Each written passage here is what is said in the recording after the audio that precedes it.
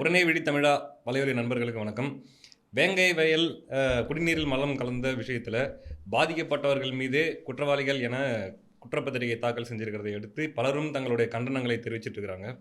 இந்த நிலையில் எல்லாருமே எதிர்பார்த்தாங்க, சிறுத்தை வெளியே சீரும், பயங்கரமான கண்டன குரலில் எழுப்ப போகிறாங்க, திமுகவுக்கு பயங்கரமாக ஒரு அழுத்தத்தை கொடுக்க போகிறாருன்னு எதிர்பார்த்த நிலையில் வரவே இல்லை. ஆள் எங்கே போய் பதுங்கன்னு தெரில. அப்புறமா கொஞ்சம் நேரம் விட்டு பயப்படாதீங்க ஏட்டியா, கொஞ்சம் வெளியே வாங்க, ஒன்றும் பிரச்சனை இல்லை அப்படின்ட்டு எல்லாரும் கூப்பிட்டதுக்கப்புறமா வந்து கேள்வி கேட்கறதுக்கு முன்னாடியே திமுக அதெல்லாம் பண்ணியிருக்காதுங்க, திமுக நல்ல கட்சி தான், அதெல்லாம் பண்ணியிருக்காது, போலீஸ்காரங்க ஏதோ ஒரு மிஸ்டேக் பண்ணிட்டுக்கிறாங்க அப்படின்ட்டு பேசிகிட்டு இருந்தார். ஏங்க நாங்கள் கேட்கவே இல்லையாங்க, அதெல்லாம் இல்லை, திமுக எந்த தப்பும் பண்ணியிருக்காது அப்படின்ட்டு பேசிகிட்டு இருந்தார் நம்ம சிறுத்தை. இந்த நிலையில் எல்லாருமே காரி துப்பிட்டு இருந்தாங்க. என்னையா நீ பண்ணுற வேலை இது அப்படின்ட்டு பேசிகிட்டு இருந்தாங்க. அதுபோல் ட்விட்டரில் கூட ஒரு ட்வீட் ஒன்று பார்த்தேன். திரும்ப அவர்கள் இந்த கம்பீரமான மீசையோடு இருக்கிற ஃபோட்டோ ஒன்று போட்டு ஒருத்தங்க போட்டிருந்தாங்க, தட் மஸ்டாச் டசன்ட் பிலாங் தேர் அப்படின்ட்டு. அது என்னன்னா, அந்த மீசை இருக்க வேண்டிய இடம் அதுவல்ல அப்படிங்கிற மாதிரிலாம் அவரை போட்டு திட்டிட்டு இருந்தாங்க. இந்த நிலையில் ஒரு 2-3 நாளைக்கு முன்னாடி ஒரு பொதுக்கூட்டத்தில் பேசியிருக்காரு. என்ன பேசியிருக்காரு அப்படின்னா, திமுக கூட்டணியில் கசப்புடன் தான் நீடிக்கிறோம், அதே போல் பல பிரச்சனைகளின் மீது கடுமையான அதிருப்தி இருக்குது, ஈவேராவின் கொள்கைகளை காப்பதற்காக மட்டும்தான் திமுக கூட்டணியில் நாங்கள் வலியோடும் ஏமாற்றத்தோடும் இருக்கிறோம் அப்படின்ட்டு தோழர் திரும்ப அவர்கள் பேசியிருக்காரு. இதை பற்றி தான் நண்பர் கிஷோர் கேசாமி அவர்கள்ட்ட கேட்கலான்னு வந்திருக்கிறேன். வணக்கம். வணக்கம். அதாவது கசப்பாக இருந்தால் அதுக்கு வயலில் வச்சுக்கிற? நல்ல கேள்வி. கண்டதையும் எடுத்து வயலில் வச்சுப்பியா? கசப்பாக இருந்தால் துப்பிட வேண்டியது தானே, அதுக்கு வயலில் வச்சுக்கிற? தெரியுதுல கசப்பாக இருக்குன்னு, அப்புறம் எதுக்கு அதை வயலில் வச்சுக்கிற? என்ன நிர்பந்தம் உனக்கு? இதுக்கு எதுக்கு நீ ஈவேராவை தொட்டுக்கிற? ஈவேராவுக்கும் இந்த அரசாங்கத்திற்கும் என்ன சம்பந்தம்? இந்த ஆட்சிக்கும் ஈவேராவுக்கும் என்ன சம்பந்தம்? அதாவது ஈவேரா நல்லவரா கெட்டவரா, அவர் பேசியது சரியா தவறா, இந்த விவாதத்தை தள்ளி வச்சுருவோம். அவர்கள் சொல்லக்கூடிய ஈவேரா முன்வைக்கக்கூடிய வாதங்களையே எடுத்துப்போம். அந்த வாதங்களை நீங்கள் வைத்து பார்த்தாலும் கூட அதன்படியே இந்த ஆட்சி நடக்கிறதா? இந்த ஆட்சியில் நடந்து கொண்டிருக்கின்ற அவலங்கள்லாம் நீங்கள் எடுத்து பார்த்தீங்கன்னாக்கா, இது ஈவேரா சொன்னதாக இவர்கள் பரப்புரை செய்கிறாங்க இல்லையா, இந்த பரப்புரையின்படி தான் நடக்குதா? இங்கே சமூக நீதி இருக்கா? இங்கே பெண் உரிமை என்பது இருக்கா?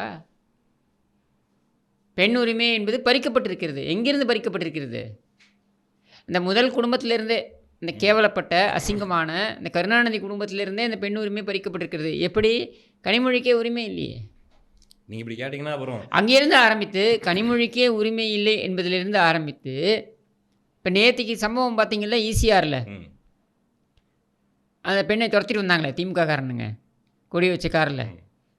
அது திமுக உறுப்பினராக அனுதாபியா அப்படின்லாம் வரும்ல, நிறைய இதெல்லாம் மாற்றி சொல்லுவாங்க இல்லையா. அவர் ஒரு அனுதாபி, அவர் உறுப்பினர் கிடையாது, அதாவது இன்னும் ப்ரமோட் ஆகலை. துரத்திட்டு வரவன் அனுதாபி. பாலியல் பலாத்காரம் செஞ்சால் தான் அவன் உறுப்பினர் ஆக முடியும். அந்த எலிஜிபிலிட்டி ஃபேக்டர் இருக்குல்லையே, ஒரு எக்ஸாம் படித்து வருது இருக்குல்லையா, அது மாதிரி தேர்ச்சி பெற்று வரணும். அதனால் அவன் வெறும் அனுதாபி. ஸோ அவன் ஓடி வந்தான் இல்லையா, அந்த ஓடி வந்தவன் ஓடி வருகிறான் உதய சூரியன் அப்படின்னு ஓடி வந்தான் இல்லையா, அந்த ஓடி வந்தவன் அனுதாபி அப்படின்னு வச்சுப்போம். அவன் உறுப்பினராக நமக்கு தெரியாது, ஏன்னா அவனை இன்னும் தேடி பிடிச்சிக்கிட்டு இருக்காங்க. ஸோ அப்படி தேடி பிடிச்சிக்கிட்டு இருக்க அந்த இவன்ட்டு தப்பித்த அந்த பெண் வரைக்கும், கனிமொழியிலேருந்து ஆரம்பித்து ஈசிஆரில் தப்பித்த பெண் வரைக்கும் இவங்க பெண் உரிமைக்காக இந்த ஆட்சி நடக்கிறதா? என்ன சொல்ல வராரு திருமாவளவன்?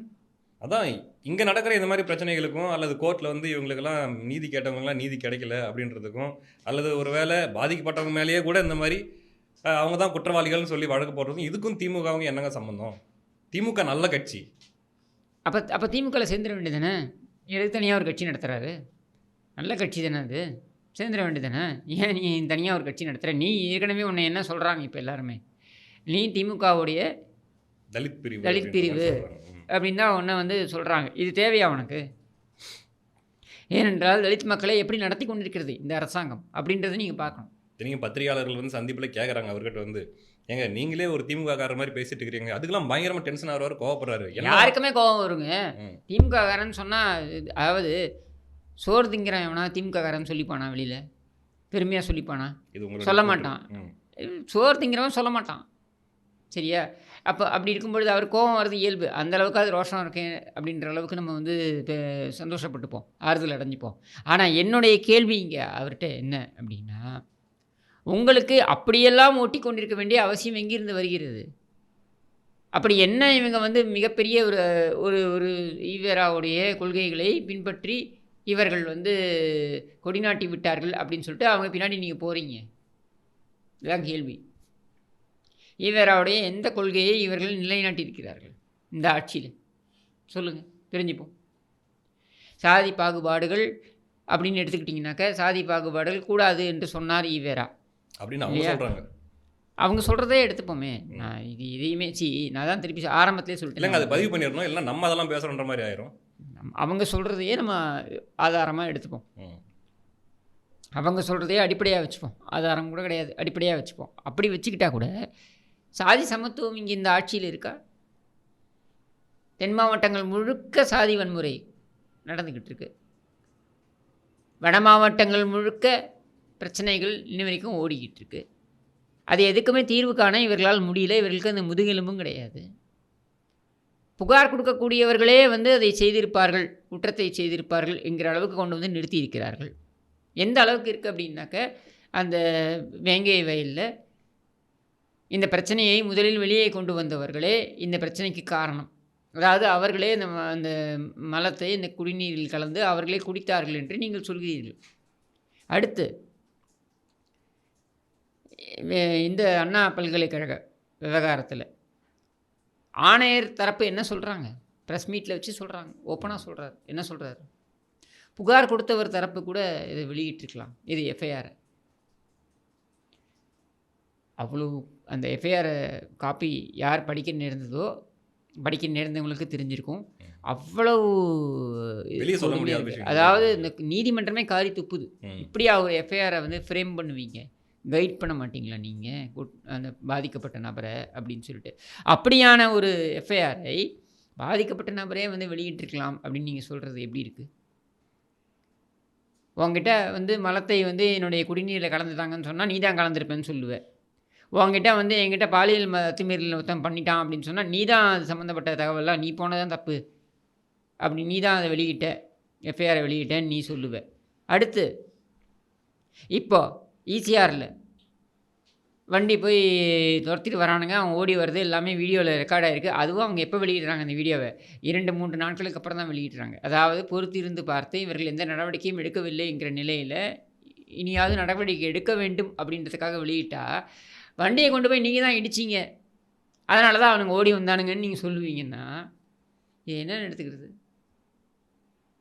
கிளியர்லி யார் புகார் கொடுக்க போனாலும் அவர்கள் மீதே திரும்பும். ஏனென்றால் குற்றம் செய்பவர்கள் எல்லாரும் வந்து ஒரு கட்சியை சார்ந்தவர்களாக இருக்கிறார்கள். இப்போ திருமாவளவன் சொல்லட்டும், எங்கள் தோழர் இதெல்லாம் பார்க்கலன்னு இதுதான் சொல்கிறேன். திருமாவளவன் சொல்லட்டும், இப்போ பாலபாரதி கேட்டிருக்காங்க, இன்றைக்கி ட்விட்டரில் கேட்டிருக்காங்க, என்ன சார் நடக்குது தலைநகரத்தில் அப்படின்னு கேட்டிருக்காங்க. இல்லை, கம்யூனிஸ்ட் தலைவர்கள் கூட ஒரு 2-3 பேர், தலைவர்கள்னு சொல்ல முடியாது, அந்த கட்சியில் இருக்கிறவங்க கூட அடிக்கடி தங்களுடைய கோபத்தை, அதிருப்தியை வந்து வெளிப்படுத்திடுறாங்க. வெளிப்படுத்தி நடக்குது அப்படின்ற மாதிரி வெளிப்படுத்தி என்ன பண்ணீங்க? அடுத்த கட்டத்துக்கு எப்படி எடுத்துகிட்டு போக போகிறீங்க? தெரியல என்ன பண்ணாங்கட்டு. அடுத்த கட்டத்துக்கு என்ன எப்படி எடுத்துகிட்டு போக போகிறீங்க? கோவத்தை வெளிப்படுத்திட்டீங்க, சரி, அதோட முடிஞ்சு போச்சா?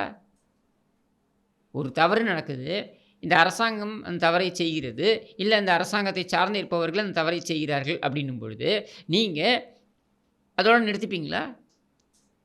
அதுக்கு அடுத்தது என்ன பண்ணணுன்றதை பற்றி யோசிக்க மாட்டிங்களா?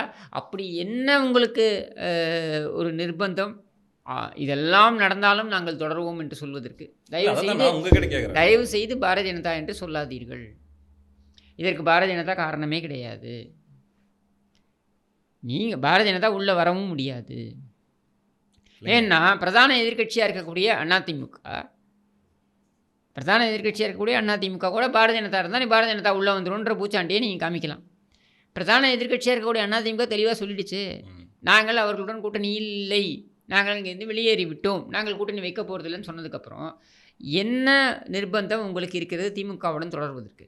நீங்களே சொல்கிறீர்கள் கசப்புடன் தொடர்கிறீர்கள் அப்படின்னு சொல்லிட்டு, நீங்களே சொல்கிறீங்க வலியுடன் தொடர்கிறீர்கள் அப்படின்னு சொல்லிட்டு, நீங்களே சொல்கிறீங்க அதிருப்தி இருக்குது அப்படின்ட்டு, நீங்களே சொல்கிறீங்க தவறுகள் இருக்குது அப்படின்ட்டு. அப்போ இது எல்லாம் இருக்கிறது என்றால் நீங்கள் எதற்காக அவர்களுடன் தொடர வேண்டும்? அதான் உங்ககிட்ட கேட்குறேன், என்ன காரணமாக இருக்குது? உதவாநிதியை முதலமைச்சராக்கி அழகு பார்க்க வேண்டும் என்பதுதான் உங்களுடைய நோக்கமா? அந்த ஒரு காரணத்திற்காக அதில் எந்த வித சேதாரமும் வந்துடக்கூடாது அப்படின்றதுனால நீங்கள் அங்கே போய் நிற்கிறீங்களா அப்படின்னு நினைக்க தோணுது இல்லை? வேறு என்ன இருக்க முடியும் சொல்லுங்கள்? நல்லாட்சி நடக்குதுன்னு நீங்களே ஒத்துக்க மாட்டேங்கிறீங்க. செல்லப்பெருந்தகை பேசுகிறாருங்க ம். இப்போ ஒரு 3 நாட்களுக்கு முன்னர். இந்த ஆட்சியாளர்கள் மீது கோபம் இருப்பது உண்மைதான், ம். இருந்தாலும் இந்த ஆட்சி அப்புறம் நீ தானே சொன்ன சட்டமன்றத்தில் மனுநீதி மனுநீதி சோழன் ஆட்சி நடக்குதுன்னு. ம். மனுநீதி சோழன் ஆட்சி நடக்குதுன்னா ஏன் என் ஆட்சியாளர் மேலே கோபம் இருக்குது? வெளில ஒன்று உள்ள ஒன்று பேசுகிறீங்க. அப்போ எந்த ஒரு இடத்துல நீங்கள் விலை போயிருக்கீங்க அப்படின்றது வெளிப்படுது இல்லை. கம்யூனிஸ்டாக இருக்கட்டும், விசிகாவாக இருக்கட்டும், காங்கிரஸாக இருக்கட்டும், நீங்கள் எல்லோரும் விலை போயிருக்கிறீர்கள். டெல்லியில் தேர்தல் நடக்குது, செலவு பண்ணுறதுக்கு காசு இல்லை. டிகே சிவகுமார்ட்டையும் ரேவந்த் ரெட்டியும் போய் கெஞ்சினாங்கன்னாக்க டிகே சிவகுமாரும் ரேவந்த் ரெட்டியும் டாமினேட் பண்ணுவாங்கன்றதுனால கேட்க முடியல. அப்படின்றதுனால ஈரோடு கிழக்கை வந்து தாரை வார்த்து திமுகவுக்கு தாரை வார்த்து அதுக்கு பதிலாக 250 கோடி ரூபா வாங்கியிருக்கீங்க. இதுதான் காங்கிரஸோட லட்சணம். எதுக்கு? டெல்லி தேர்தலுக்கு. நான் குற்றச்சாட்டே வைக்கிறேன். சரியா? இது வாங்கியிருக்கீங்க. அடுத்து விசிகா எதை சொல்கிறீங்க வாங்கியிருக்காங்கன்ட்டு? 250 கோடி ரூபா டெல்லி தேர்தலுக்கு செலவுக்கு வேணும்ல. அதான் எதை வச்சு சொல்கிறீங்க? அந்த குற்றச்சாட்டு வைக்கிறீங்களே. ஆமாங்க. நீ இப்போ நீரோட கிழக்கில் நீ தானே நிற்கணும். உன் தொகுதியை விட்டு கொடுத்த. இங்கே என்ன தமிழ்நாட்டில் அசாதாரணமான சூழல் நடக்குதா? திமுகவுக்கு ஒரு எம்எல்ஏ கூட இருந்தால் தான் அந்த ஆட்சி தொடரும்ன்ற நிலை இருக்கா? எதுக்காக ஈரோடு கிழக்கை அவர்கள் எடுத்துக்கொள்ள வேண்டும் சொல்லுங்கள். ஏதாவது ஒரு காரணம் சொல்லுங்கள். ஈரோடு கிழக்கை காங்கிரஸிடமிருந்து திமுக பறித்து கொள்வதற்கு ஏதாவது ஒரு காரணம் சொல்லுங்கள். இப்போ இதே ஈரோடு கிழக்கில் வாசனுக்கு ஒதுக்கப்பட்டிருந்தது அந்த தொகுதி. யுவராஜ் என் நண்பர் தான், அவர் யுவராஜ் நின்னார் இதில் இந்த ஈரோடு கிழக்கில் அப்போது 2021. சரியா? அந்த கணக்கின் அடிப்படையில் இடைத்தேர்தல் வந்த பொழுது அவங்களுக்கு தான் ஒதுக்கியிருக்கணும். அப்போது வந்து அதிமுகவில் இரட்டை இலை சம்மந்தப்பட்ட பிரச்சனை போயிட்டு இருந்தது. அது மட்டும் இல்லாமல் பாஜகவிலிருந்தே தலையீடுகள் இருந்தது. உங்களுக்கே தெரிஞ்சிருக்கும். சிடி ரவி வந்து அங்கேருந்து இங்கே வந்து அதிமுகவில் யார் யார் எப்படி இப்படி இருக்கணும், ஒற்றுமையாக இருக்கணுமா கூடாதா, இந்த மாதிரி அத்துமீறி பேசுனதெல்லாம் நடந்தது. சரியா? அப்போது அந்த அசாதாரண சூழ்நிலையை மனதில் வைத்து அதிமுக வாசன் அவர்களிடம் கோரிக்கையை வைத்தது. நாங்கள் போட்டியிடுறோம், இந்த சின்னத்தை எப்படி தராமல் இருக்காங்கன்றதை நாங்கள் பார்த்துடுறோம் அப்படின்னு சொல்லிட்டு. ஸோ அவங்களுக்கு அந்த தேவை இருந்தது. புரியுதுல்ல உங்களுக்கு? அப்போ அந்த ஈரோடு கிழக்கில் போட்டியிட வேண்டிய அவசியம் ஏன் அதிமுகவுக்கு அங்கே ஏற்பட்டது என்றால், இடைத்தேர்தலில் ஏற்பட்டது என்றால், இந்த இரட்டை இலையை கொடுக்க போகிறானா இல்லையான்னு தெரிஞ்சுப்போம். இல்லை அப்படின்னா அதுக்கேற்ற மாதிரி நம்ம வியூகத்தை அமைச்சுப்போம் அப்படின்றது தான் அவங்களோட நிலைப்பாடு. அந்த நிலைப்பாட்டிற்கு ஏற்றார் போல் வாசன் வந்து அதுக்கு உடன்பட்டார்.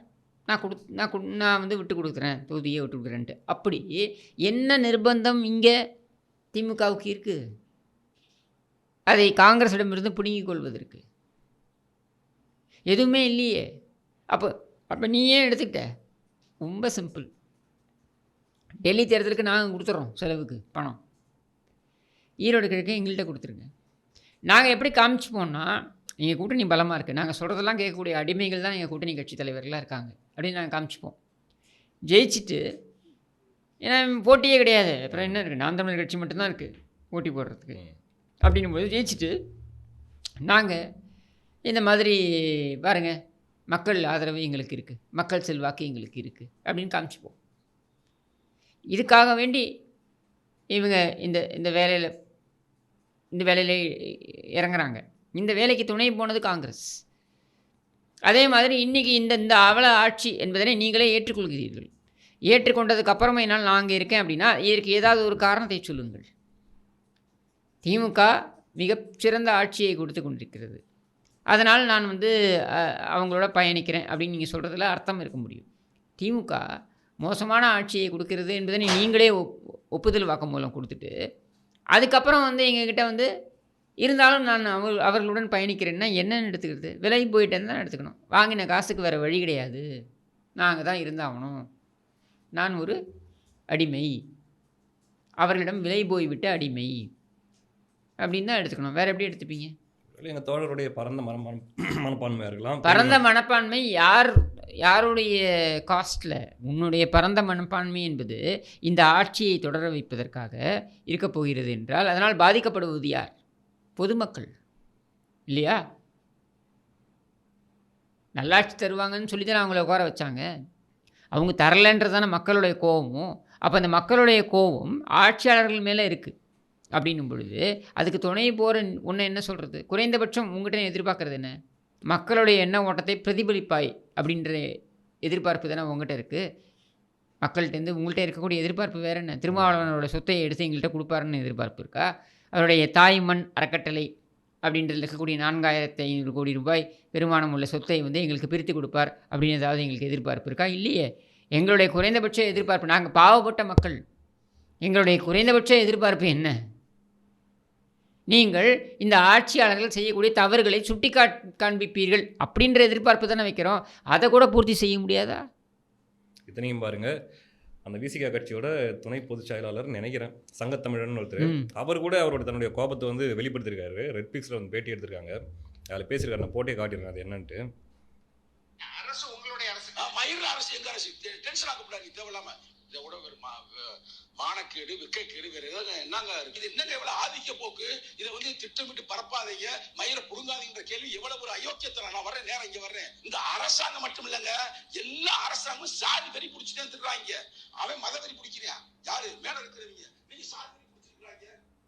நடக்கின்றது கருணாநிதி அரசுன்றதை சொல்றாரு அவர். திமுக ஆட்சி கூட சாதி வெறி பிடிச்சி தான் ஆட்சி நடக்குதுன்றப்ப நேரடியாக குற்றச்சாட்டு வைக்கிறாரு. அவர் மட்டும் வைக்கிறாரு, எல்லாருமே வைக்கிறாங்க. இவங்க வச்ச குழு நீதியரசர் சந்துரு அவர் தலைமையில் ஒரு குழு வச்சாங்க. இந்த சாதி வன்முறைகள் சம்மந்தப்பட்ட அல்லது சாதி பிரச்சனைகள் சம்மந்தப்பட்ட ஒரு குழுன்னு நினைக்கிறேன். அந்த குழுவோட தலைவராக இருக்கக்கூடிய சந்துருவே சொல்கிறாரு, இவர்கள் திராவிட மாடல் அரசு என்று சொல்கிறார்கள், ஆனால் இங்கே சாதி கொடுமைகள் தான் அதிகமாகிட்டுருக்கு. இது திராவிட மாடல் அரசு என்ற பேரில் சாதி வன்முறை தான் அதிகமாக இங்கே நடந்துக்கிட்டு இருக்குன்னு பொருள்பட அவர் சொல்கிறாரு. தனியாக ஒரு ஃபிலிக்ஸ் கேட்கும்போது இது என்ன மயிர் அரசாங்கங்கிறாரு இவர். அப்போது தான் சொல்லிட்டுங்க, அதை விட மோசமான கெட்ட வார்த்தையை நான் சொல்கிறேன். இது என்ன, இதுக்கு நடப்பது கருணாநிதி அரசு இல்லை. இவருக்கு இருக்கிற அந்த கோபம் தான் பொதுவாக விசிக தொண்டர்களுக்கு இருக்கும்.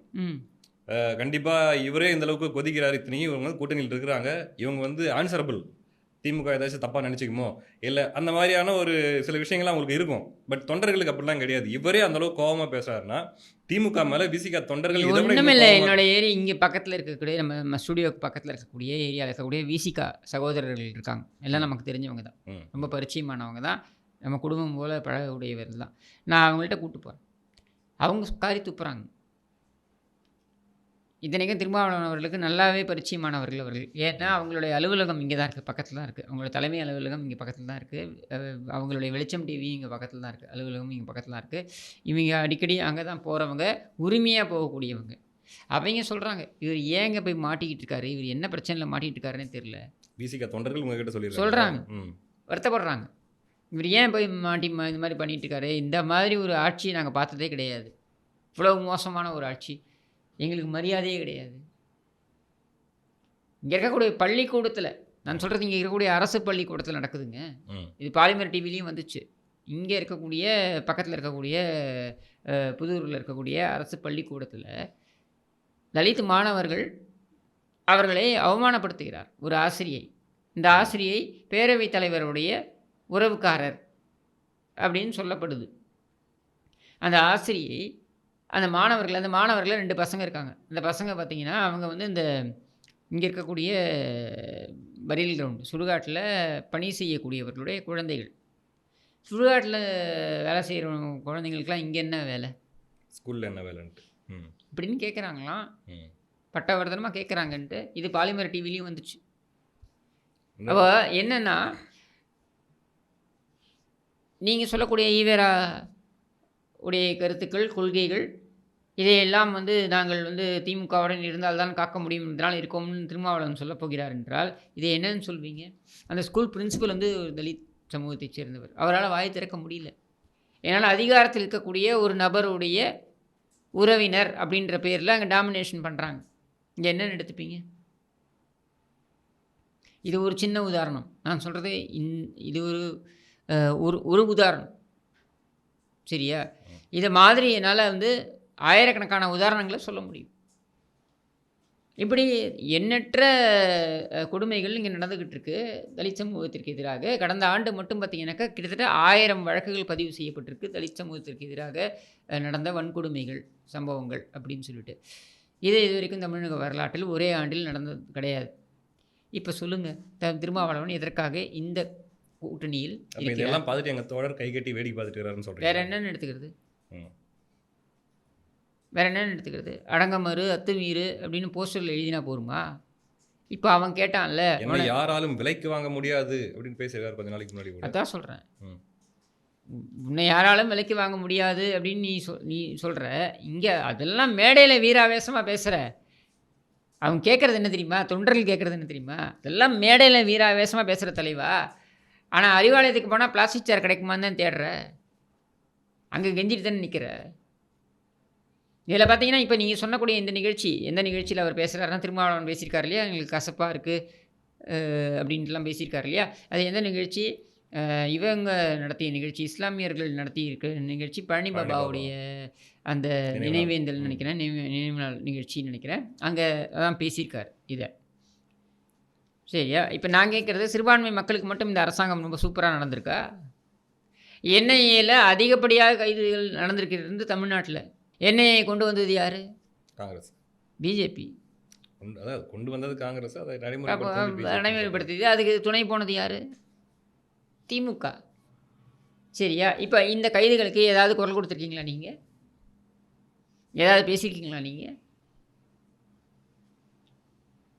இப்படி நம்ம சொல்லிக்கிட்டே போகலாம் நிறைய விஷயங்கள்.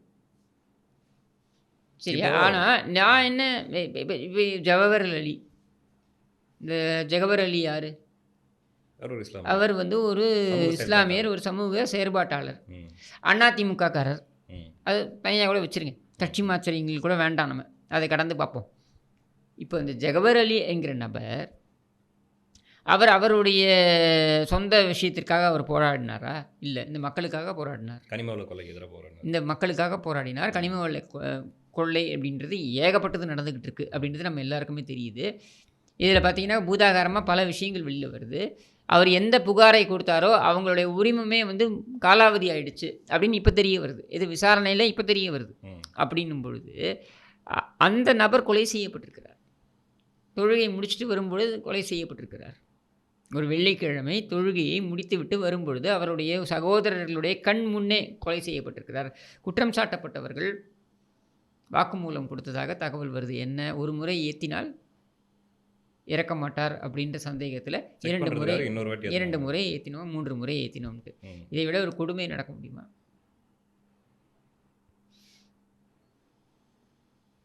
அப்போது இங்கே நம்மளுடைய கேள்வி என்னென்னா, ஜவாஹிர்லான்னு ஒருத்தர் இருக்கார்ல, மிச்சத்துக்கெல்லாம் பாஞ்சின்னு வராருல்ல. அஸ்ஸாமில் அது நடக்கிறது, மேற்கு வங்கத்தில் இது நடக்கிறது, குஜராத்தில் இது நடக்கிறது. இதே இல்லாமல் கடந்து போயிட்டாங்க. எங்கே? பாலஸ்தீனத்தில் நடக்கிறது. பாலஸ்தீனத்தில் என்ன நடக்கிறது என்பதற்கு எதிராக இங்கே போராட்டம் பண்ணக்கூடிய ஜவாஹிர்லா ஏன் வாய் மூடி இருக்கா? இது வரைக்கும் ஏன் பேசலை? பாலஸ்தீனியத்தில் நடக்கக்கூடியதை பற்றி பேசக்கூடிய நீ இங்கே புதுக்கோட்டையில் நடக்கிறத பற்றி பேச மாட்டியா? மணிப்பூரில் பெண்களுக்கு ஏதாச்சும் நடந்துச்சுன்னா அங்கே கொந்தளிப்பாங்க, இங்கே அண்ணா யூனிவர்சிட்டியில் ஏதாவது நடந்தால். அப்போது கேள்வி வருது இல்லை, உங்களுடைய நோக்கம் என்ன? மக்களுடைய பிரச்சனைகளை பேசுவதா, மக்களுடைய பிரச்சனைகளை எதிரொலிப்பதா என்றால் இல்லை. அப்பட்டமான அசிங்கமான அரசியல், அவ்வளவுதான். இத்தனையும் வேங்கை வயல் மக்கள் கிட்டத்தட்ட தோழர் திருமா அவர்கள் சார்ந்த சமூகம் அப்படின்னு சொல்லிக்கிறாங்க. குறைஞ்சபட்சம் அந்த மக்கள் தோழர் திருமா அவர்களுக்கு வாக்களிப்பது குறைஞ்சபட்சம் எங்கள் சமூகத்துக்கு நடக்கிற ஏதாச்சும் ஒரு கொடுமைகளுக்கோ அல்லது நாங்கள் ஏதாச்சும் பிரச்சனைகளை பேஸ் பண்ணாலோ அதுக்கு ஏதாவது ஒரு குரல் கொடுப்பாரு அல்லது எங்களுக்கான தீர்வை அவர் பெற்று தருவார் அப்படின்ற நம்பிக்கையில் தான் ஓட்டு போடுறாங்க. அப்படின்போது இவர் அந்த மக்களை காப்பாற்றுவதற்காக செய்கிற வேலையை விட திமுகவை காப்பாற்றத்தான் இவர் அதிக வேலை செய்கிறாரு அப்படின்றது தான் பலரும் வைக்கிற குற்றச்சாட்டு. அதுதான். இப்போ நீங்கள் இந்த நிர்பந்தம் உங்களுக்கு ஏன் வர வேண்டி இருந்தது? இதுக்கு முன்னாடி நீங்கள் சொன்னீங்க, காரணம் சொன்னீங்க. என்ன சொன்னீங்க? அதிமுக பாஜகவுடன் இருக்கிறது, அதனால் நாங்கள் வந்து இவர்களுடன் இருக்கிறோம்னு சொன்னீங்க. நியாயமான ஒரு வாதம் தான். இன்றைக்கி அந்த வாதத்திற்கான அவசியம் என்ன அப்படின்றது தான் கேள்வி. இல்லை, அன்னைக்கு வந்து பாஜக உள்ள வந்துடும்ன்றதுக்காக திமுக இருக்கிறோம். இன்னைக்கு ஈவேராவோட கொள்கைகளை காப்பாற்றுறதுக்காக திமுக. இப்போ இவ்வளோ நேரம் எக்ஸ்பிளைன் பண்ணேன் உங்களுக்கு. ஈவேராவுடைய எந்த கொள்கையை இவர்கள் தூக்கி நிறுத்தினார்கள்? இவ்வளவு நடக்குது, இவங்களால எதுவும் கேள்வி கேட்க முடியலையே. இவங்க கட்சியுடைய கொடியை வந்து அங்கே எங்கேயுமே வைக்க முடியல அப்படின்ற ஒரு நிலை இருக்குது. கட்சி கொடி கம்பங்கள் வந்து நடுவதற்கு கூட எங்களுக்கு அனுமதி கிடைப்பதில்லை அப்படின்றது ஒரு பக்கம். இதையெல்லாம் ஜீர்ணிச்சிட்டு இருக்கீங்க. இதெல்லாம் கட்சிக்குள்ளே கட்டி இருந்த இருக்கக்கூடிய கொடியை காட்டி போடுறாங்க, செவுத்துல எழுதி இந்த பேரை பெயிண்ட் வச்சு அடிக்கிறாங்க. இதெல்லாம் வந்து உங்களுடைய கட்சியுடைய தனிப்பட்ட விஷயம். இதுக்காக நாம் வந்து ஒரு முடிவு எடுக்க முடியாது. நீங்கள் சொல்கிறது கூட நல்லா ஜீர்ணிக்க முடியுதுங்க. சுயமரியாதைக்காரன் அதை கூட ஜீர்ணிக்க மாட்டான். ஆனால் அதை விட்டுருங்க, அதை கூட ஜீர்ணிக்கிறீங்கன்னு வச்சுக்கோங்க. அதுவும் ஈவேராக்காக பொறுத்துக்கிறாரு. ஈவேராக்காக பொறுத்துக்கிறீங்கன்னு வச்சுப்போம். ஆனால் இதையெல்லாம் நீங்கள் எப்படி பொறுத்துக்கிறீங்க? இவ்வளவு கொடுமைகள் நடந்துகிட்டு இருக்கு, இதை எப்படி பொறுத்துக்கிறீங்க? ஏங்க வேற என்னங்க சொல்றது? வேற என்ன சொல்ல முடியும்? எந்த காரணமும் இல்லை. திமுக சரி ஓகே, எதுக்காக இப்போ நீங்கள் திமுக முட்டு கொடுத்துட்டு இருக்கீங்க, எதுக்காக திமுக கூட்டணியில் இருக்கிறீங்கன்னா சுற்றி சுற்றி பார்க்குறாரு. வேற எந்த காரணமும் அவருக்கு தெரியல. கடைசியில் எங்கே வந்து நிற்கிறாங்க? இவர்கள் நல்லாட்சி கொடுக்குறார்கள் என்று சொல்ல முடியல, வாய் வரல. சரியா? ஸ்டாலின் நல்லவர் வல்லவர்னு சொல்கிறதுக்கு வாய் வரல. சரியா? கடைசியில் எங்கே 73 செத்து போன ஈவேராவை பிடித்து கொண்டு அவருக்காக அவருடைய கொள்கைக்காக அப்படின்னு கதை விடுற. இது எவனாவது மூளை இருக்கிறவன் ஏற்றுப்பானா? இது அப்போ அது கூட சொல்லக்கூடாதா? சொல்லலாம், அதற்கு அடிப்படை இருக்கணும்ல. இன்னைக்கு யார் வேணால் எதை வேணாலும் பேசலாங்க, அதுக்கு அடிப்படை இருக்கணும்ல. அவர் வலியோடு ஈவேராவுடைய எந்த கொள்கையை இந்த அரசாங்கம் தூக்கி பிடித்தது என்று நீ சொல்லு, தெரிஞ்சுக்கிறேன் நான். ஏங்க அவர் வலியோடு தொடர்றாரு, அந்த வலிக்கு ஒரு முக்கியத்துவம் கொடுக்க மாட்டேங்கிறீங்க, மரியாதை கொடுக்க மாட்டேங்கிறீங்க. ஏங்க மக்களுடைய வலிக்கு நீங்கள் முக்கியத்துவம் கொடுக்க மாட்டீங்களா? மக்கள் மிகப்பெரிய வலியும் வேதனையும் கொண்டிருக்கிறார்கள் இந்த ஆட்சியாளர்களால். அதையே நீங்கள் புரிஞ்சிக்க மாட்டேங்கிறீங்க. இதுக்கே நீங்கள் சப்பை கட்டுறீங்க. ஈவேராவுடைய கொள்கைகளை இந்த ஆட்சி தூக்கி நிறுத்துவதனால். அப்போ ஈவேராவுடைய கொள்கையை தூக்கி நிறுத்துதுன்னா ஏன் நீ சொல்ல வேண்டியதுனா சிறப்பான ஆட்சி நடக்குதுன்னு? சிறப்பான ஆட்சி நடக்கலைன்னா உன் கூற்றுப்படி ஈவேராவுடைய கொள்கைகளை தூக்கி நிறுத்தலன்னு தானே அர்த்தம். இங்கே மற்றவங்களாம் இப்போ காரி துப்புறது பத்தாதுன்ட்டு விசிகா தொண்டர்களே அவர் காரி துப்பு வைக்கணும் நோக்கம் தான். இப்போ அவங்க ஏற்கனவே அதான பண்ணிக்கிட்டு இருக்காங்க. நான் அதான் திருப்பி சொல்கிறேனே, விசிகாக்கு மட்டும் இல்லை, விசிகா கம்யூனிஸ்ட் இவங்க எல்லாருக்குமே இவங்களுடைய தொண்டர்களே இவர்களை புறக்கணிப்பார்கள். இந்த தேர்தலில் நடக்குதா இல்லையா பாருங்கள். பொது தேர்தலில் நான் சொல்கிறேன் உங்களுக்கு, திமுக பின்னடைவை சந்திக்கும், அது எதிர்க்கட்சி வரிசையில் கூட வராதுன்றது என்னுடைய கணிப்பு. அதுக்கு அடுத்தது இந்த கூட்டணி கட்சிகள் எல்லாம் டெபாசிட் இழப்பார்கள். இது நடக்க போகுதா இல்லையா பாருங்கள், விசிகாவோடு சேர்த்து. கண்டிப்பாக. ஆனால் நானும் கேள்வி பேசிக்கிறாங்க இந்த தடவை விசிகா தொண்டர்களே, அதாவது திருமாவை நேசிக்கக்கூடிய, அவருக்கு ஆதரவு கொடுக்கக்கூடிய அவருடைய தொண்டர்களே கூட இந்த வாட்டி பயங்கரமான அதிருப்தியில் இருக்கிறாங்க, ஓட்டு போட மாட்டாங்க அப்படின்ட்டு சொல்கிறாங்க. எப்படி போடுவாங்க? எங்கே வெயிலில் போடுவானா? நாங்குநேரில் போடுவானா? சரி, எல்லாம் தென் மாவட்டம்னு வச்சுப்போம். மேல்பாதியில் போடுவானா? எப்படி போடுவான்? நீங்கள் சொல்லியிருந்தீங்க முன்ன கூட ஒரு பேட்டியில். கள்ளக்குறிச்சியில் போடுவானா? பாதிக்கப்பட்டது எல்லாமே தலித் சமூகத்தை சேர்ந்தவர்கள் தான் பெரும்பான்மையானவர்கள். போடுவாங்களா? சொல்லுங்கள். சரி, இப்போ எங்கள் தோழர் தப்பிக்கணும்னா ஒரே வழி என்னன்னு நீங்கள் நினைக்கிறீங்க?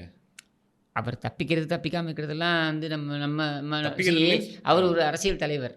சரியா? ஒரு கட்சியை நடத்துபவர். சரியா? நல்ல ஒரு அனுபவஸ்தர். எங்க ஒரு வார்த்தை பேசுறது நாம வந்து அறிவுரை சொல்லி அவர் வந்து நடந்துகிறது அப்படின்றதெல்லாம் ஒன்றுமே கிடையாது. அதுக்கான தகுதி எனக்கு இருக்கிறதா நான் நினைக்கவும் இல்லை. ஆனால் நான் என்ன சொல்ல வரேன்னா, நீங்கள் எந்த நிர்பந்தத்திற்காக ஈவேரா கதையெல்லாம் எங்கள்கிட்ட கொண்டுறாதீங்க. நீங்கள் என்ன நிர்பந்தத்திற்காக அங்கே மாட்டிக்கிட்டு இருக்கீங்க அப்படின்றத வெளிப்படையாக சொன்னீங்கன்னா அதுக்கு தீர்வாது காணலாம். ஒரு அனுதாபம் கிடைக்கும் மக்கள் மத்தியில். ஆமாம், அதையும் சொல்லாமல் இந்த ஈவேரா கதையெல்லாம் யாரும் நம்ப போகிறது இல்லை. என்னை மாட்டிக்கிடும்பா, எங்களை பிடிச்சி வந்து காப்பா, எனக்கு பிரச்சனை இருக்குது, வீடியோ மாட்டிக்கிச்சா, இல்லை ஏதாவது காசு வாங்கிட்டீங்களா, என்ன பிரச்சனைன்றதை சொன்னீங்கன்னா தீர்வாக பார்க்கலாம். எங்கள் தோழரோட கற்பை குற்றச்சாட்டுங்க நீங்கள். இல்லை, நான் வீடியோன்னா நீங்கள் எங்கே அதுக்குள்ளே அங்கே தான் போகிறீங்க? வீடியோ வேற எங்கே? ஏன் ஹாலில் எடுக்கக்கூடாதா? பெட்ரூமில் தான் எடுப்பீங்களா வீடியோவை? ஏன்னா இப்போ வரதெல்லாம் அந்த மாதிரி தானே காட்டிகிட்டு இருக்காரு. இது வருங்க, அது அவங்க எண்ணம் போல் வாழ்க்கை. சரியா?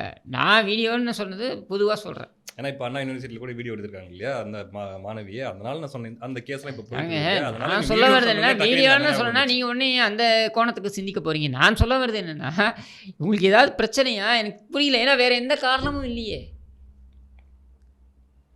அது வெளிப்படையாக மக்கள்கிட்ட கிரெடிபிளாக ஏதாவது ஒரு காரணம் சொல்லுங்கள். இந்த காரணத்திற்காக நான் இந்த ஆட்சியை ஆதரிக்கிறேன்னு சொல்கிறதுக்கு நீங்கள் வெளியில் வந்து வெளிப்படையாக இந்த சாதனைக்காக நான் ஆதரிக்கிறேன்னு நீங்கள் சொல்லுங்கள். அப்படி எதுவுமே இல்லையே. அப்படி எதுவும் இல்லை. அப்போ இது எதுக்காக ஈவேரா பிடிச்சி தொங்குறீங்க? அவர் பாவம் எங்கேயோ எப்போ 73 இறந்து போயிட்டாரு. அவரை ஏன் பிடிச்சி தொங்குறீங்க? அவரை ஏன் இழுக்கிறீங்க? சொல்கிறது வேறு எதுவும் இல்லையங்க. அதுதான் நானும் சொல்கிறேன். ஏன் இல்லை? இதுதான் மக்கள் கேட்குறாங்க. ஏன் இல்லை? சொல்கிறதுக்கு எதுவுமே இல்லைன்ற நிலையில் நாங்கள் ஈவேராவை மதிக்கிறோம். அவரை எல்லாம் சாட்சிக்கு இழுக்காதீங்க. செத்தவனையெல்லாம் சாட்சிக்கு இழுக்காதீங்க. நீ எங்கேயோ ஒரு இடத்துல போய் சிக்கிக்கிட்டு அது பணத்துக்காக சிக்கினியோ இல்லை வேறு விஷயங்களுக்காக சிக்கினியோ அது நமக்கு தெரியாது. இப்படி தான் சிந்திக்க தோணுது அப்படின்னு நான் சொல்கிறேன். நான் யாரையும் எந்த குற்றச்சாட்டையும் வைக்கல இந்த இடத்துல, இந்த விஷயத்தை பொறுத்த வரைக்கும். ஆனால் எங்கேயோ சிக்கியிருக்கீங்களோன்ற சந்தேகம் வலுவாக இருக்குது. அவர் மீது இருக்கிற ஒரு அக்கறையில் நீங்கள் சொல்கிறீங்கன்னு எடுத்துக்கலாமா?